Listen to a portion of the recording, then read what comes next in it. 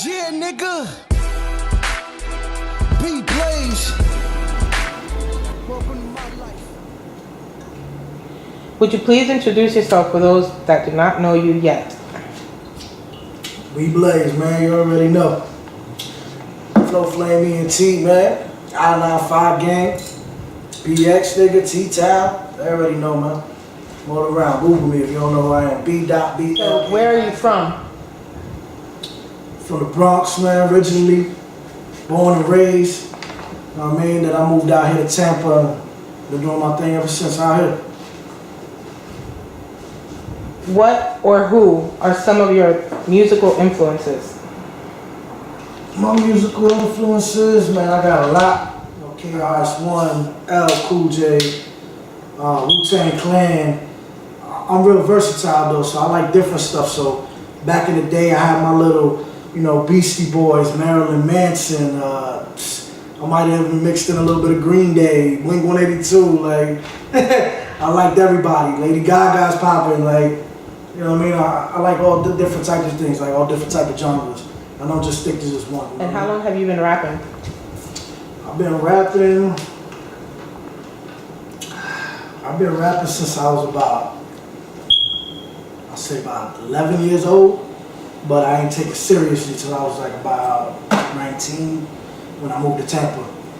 That's when I took it seriously and I started pushing and moving forward with it and grinding hard with it and actually recording.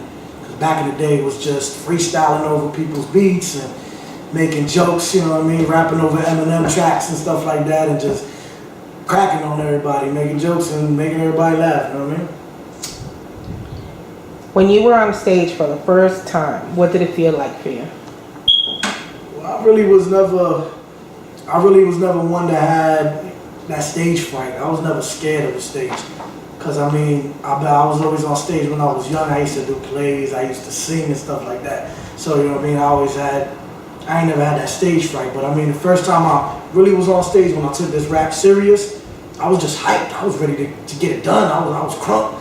I jumped on the stage. I remember the first time, it was me and my two boys, and I started wilding, like the same thing that I still do. I was turned up, man. I jumped on top of the speakers, jumped off the stage. I like to get the crowd into it. I like to be an entertainment, even before the rapper, you gotta be entertaining. You gotta show up. How would you say that the people receive you? They was loving it. I remember we did a track, we did 2 tracks, and we did this one track that was for the ladies. So the chicks was all into it. It was called Panties. And it was definitely a panty dropper. So all the ladies was like, oh, we was young, little cute little niggas, killing shit. So they was like, oh, little Spanish dude killing it. Then we got crunk and we did this other track that we had, Give Me a Break, and everybody was just vibing to it, jamming. Had the chicks twerking in there, doing the damn thing. Who would you say is your biggest fan base as far as audience? Young, old? I was just actually checking my Reverb data the other day. It said my fan base is from 20 to 30, but I'm back to differ with that because, I got a lot of people. Just my youngest son today was telling me that my son's only 7 years old. He told me his boy listens to my Guala track on YouTube. That's 7 years old, you know what I mean? I don't condone a kid that age to be listening to that, but if the parents let them, they listen to it, vibe to it, you know what I mean? So, I think I'm vibing out to from 7 years old up to 40, because I got people that's, grown ass men that's listening to my tracks. Like I said, I don't stick to one genre, so if you can put on my album or my mixtape and you hear number 1, you might not like that one, but you might like number 2, you might like number 5, you might like number 6, you know what I mean? It all depends, because each track is going to give you a different vibe. So I might have a grown man track, I might have a young kid track in the next one, I might have a lovey-dovey track in the next one. You gotta check it out. You said you've been doing this since you were 19. Music has changed a lot in the hip-hop world since then. Oh yeah. How would you say you diversified yourself throughout the times? Has your music changed? Have you stuck to what you were used to? Or have you also gone changing with the times? I definitely switched. I'll tell you that. Because I got a lot of people that do music. And I got a lot of people that's, older, that I chill with and stuff, and they spit, but they spit like back in the day. Like they still on that Wu-Tang, on that old, you know, Bob Deep type of shit and all that, like on that old school hip hop, which is great. It's lyrical. It's the shit. You know what I mean? That's what's popping. But you gotta versatile yourself. You gotta get to your different eras. You know what I mean? You can't just spit that 90s flow. This is the 2000s, man. We're in 2016 now. We're not in the 90s no more. So every year I hear something different. Whatever's popping, that's what I'm going at. And not meaning that I'm gonna start spitting like somebody, because I got my own style. But meaning the beats are gonna change. My style of how I'm doing it is gonna change.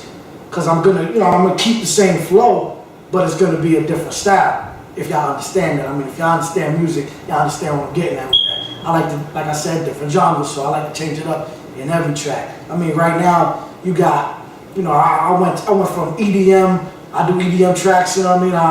I've done it all. Like, right now, what's popping, you know, you got a bunch of stuff that's going on, you know, Uzi Vert, Lil Yachty, all that stuff. I do that type of stuff too. That Young Thug type of joint, Future, all of that. Everything's done changed. We went from north to south, we went to the west, you know what I mean? It's all different styles that you got in different places. So if you up in the west, you gotta rap like them. If you all in Chicago, you better be spitting fast and some lyrical shit. So I mean, it all depends on where you at and what you're doing. Right now, the South is popping, so I'm in the South, so what you think I'm an independent artist. Now, what would you say is the most difficult part of being independent? The most difficult part, I mean, it's difficult altogether because you're just independent. You're doing it yourself. Right now, you know what I mean? It's Flow Flame Entertainment above everything, you know what I mean? It's only one man, one army, basically. It's only me and my brother doing the damn thing, you know what I mean? My brother Wildebeest got me doing everything, you know what I mean? We grinding hard though. Just me and him, but we everywhere right now. Like I'm on the internet all over the place, doing what I can. I'm all over Tampa. I'm about to start going to Miami, Fort Lauderdale, you know what I mean? I just came back from Orlando. Like I've been grinding hard, because you gotta grind, you gotta get yourself out there, you gotta network. It's definitely a big networking scene. You have to be in the social media, basically. You gotta be everywhere.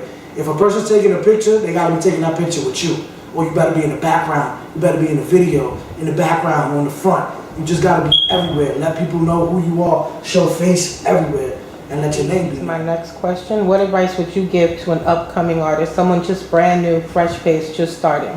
Grind hard, man. Let everybody know who you are. Be everywhere, man. If you got them bars, man, spit freestyles every single day. Be on the internet, push it up all the time. All the time. Of you though. Not about everybody, you know what I mean? Of you. Just put up mad shit. You got songs for days. Even if you don't got songs for days, you got 1 or 2 tracks on that's done. Grind and push them. Go do shows, man. Be stout with the shows, because that's the most important thing that you can do. Grind with them shows so all these artists can know you, so these promoters can know you, so these club managers can know you. So you start getting your little network game going. Then from there, you know what I'm saying, progress little by little. Now tell everyone where they can find you on all your social media sites. Oh man. Facebook, I'm gonna start off with that. Brian B.Blaize Rosario. We got Instagram, that's Blaze27.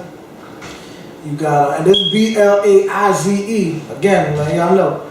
B.B-L-A-I-Z-E. 27 on Instagram. We got the Reverb Nation is Brian Rosario, Brian B.Blaize Rosario. Also the SoundCloud is Brian B.Blaize Rosario. Snapchat B, that's a slash, and then it's Blaze. What else we got? Shit, I'm everywhere. I mean, mostly all of them is Brian B.Blaize Rosario.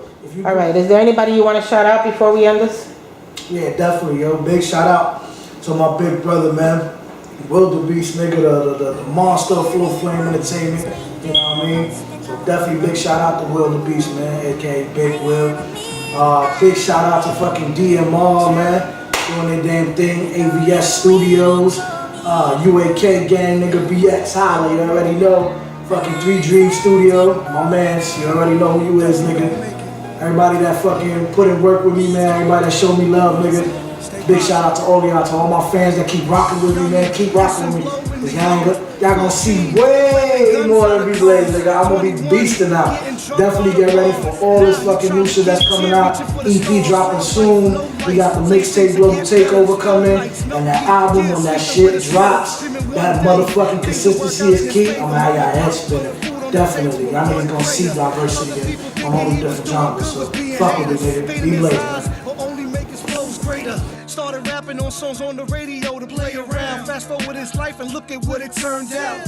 Rapping every day, determination, motivation till he make it. Life is only one chance, make sure you make it.